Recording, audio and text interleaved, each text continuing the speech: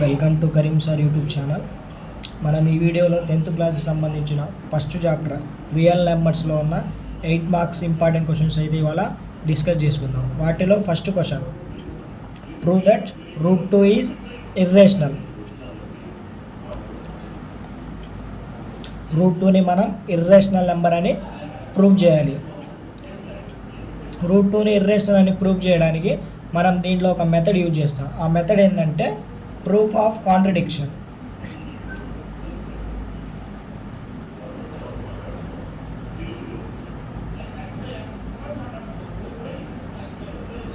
అసలు proof of contradiction అంటే ఏంటి? కాంట్రడిక్షన్ అంటే మనకు వాడు ఇర్రేషనల్ అని ప్రూవ్ చేయమన్నాడు, మనం ఏం తీసుకుంటాం అంటే దానికి రివర్స్ తీసుకుంటాం. ఇర్రేషనల్ ఇచ్చాడుగా, మనం రేషనల్ అని తీసుకుంటాం. అలా రేషనల్ అని తీసుకోవడం ద్వారా లాస్ట్లో మనం తీసుకున్నది ఫాల్స్ అని వచ్చింది. అంటే దాని అర్థం మనం రేషనల్ అని తీసుకుంటే మనకి ఫాల్స్ వచ్చింది. అంటే దాని అర్థం ఏంది? అది ఇర్రేషనల్ నెంబర్ అని అర్థం. ఓకే, మనం ప్రూఫ్లో వెళ్దాం. First assume that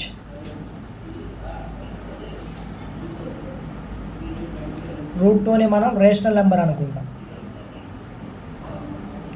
assume that √2 is rational number.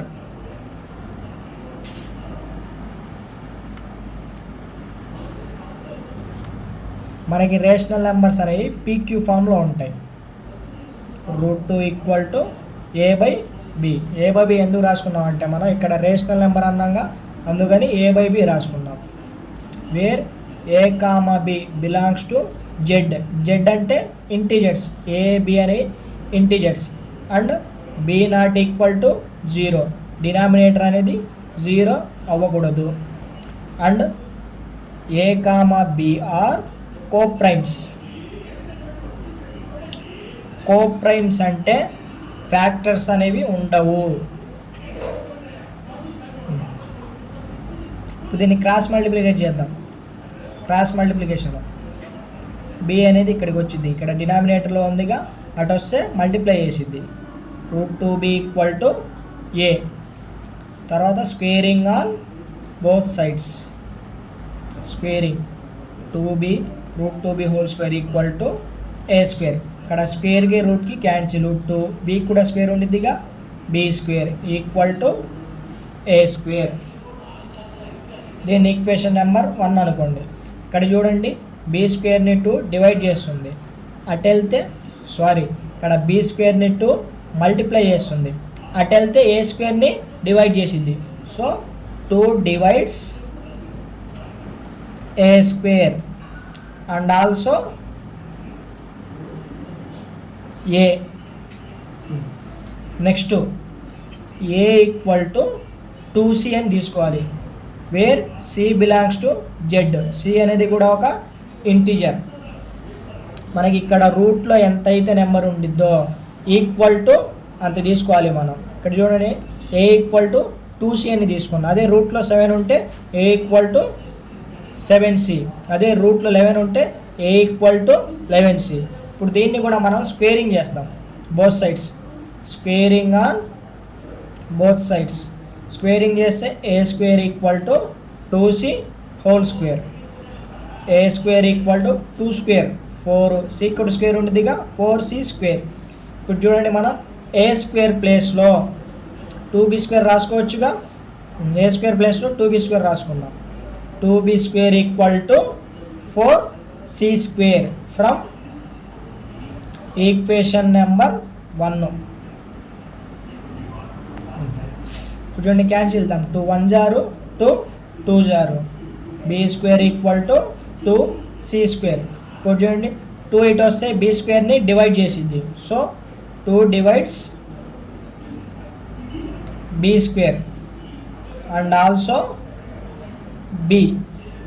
ఇక్కడ చూడండి, 2 అనేది A² డివైడ్ చేస్తుంది, B² డివైడ్ చేస్తుంది. అంటే Aని డివైడ్ చేస్తుంది, Bని కూడా డివైడ్ చేస్తుంది. అప్పుడు 2 అనేది Aకి Bకి కామన్ ఫ్యాక్టర్ అయింది.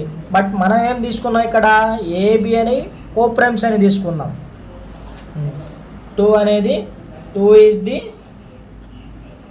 Common factor of both A and B. But మనం ఏం తీసుకున్నాం, కోప్రైమ్స్ అని తీసుకున్నాం. కోప్రైమ్స్కి ఫ్యాక్టర్స్ ఉంటాయా? ఉండవు. Therefore which is contradiction. అంటే మనం తీసుకున్నది తప్పు. అవర్ అజంప్షన్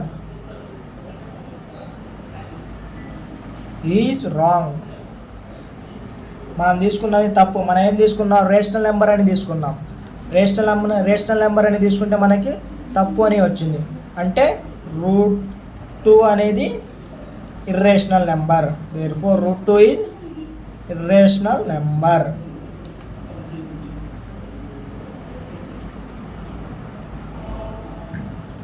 సార్ చూడండి, √2 అనేది ఇర్రేషనల్ నెంబర్ అని వాడు ప్రూవ్ చేయమన్నాడు.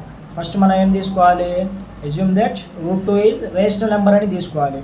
రేషనల్ నెంబర్స్ మనకి ఎలా ఉంటాయి, P/Q ఫామ్లో ఉంటాయి. ఇక్కడ నేను A, B అని తీసుకున్నా. Where A, B are coprime numbers. ఇక్కడ క్రాస్ మల్టిప్లికేషన్ చేసాం.